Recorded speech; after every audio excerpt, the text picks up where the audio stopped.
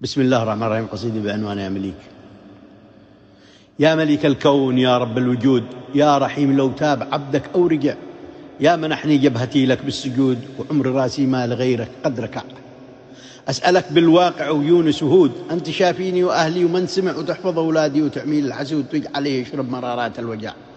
أسألك ترسل لمن نادى جنود من جنود العرش لدائه تقتلع، وانت ثبتنا بظلمات اللحود حيث كل الناس منها تنفزع.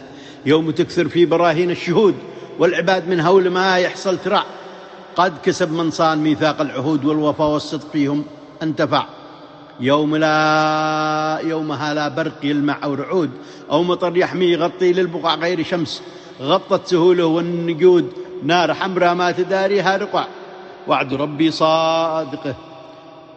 ربي صادقه تلك الوعود، ذاك ربي في وعوده ما خدع. شد عزمك لا تخلي لك جهود، واحتزم بالليل لو غيرك هجع، وانتظر ربك وهو ربك ودود.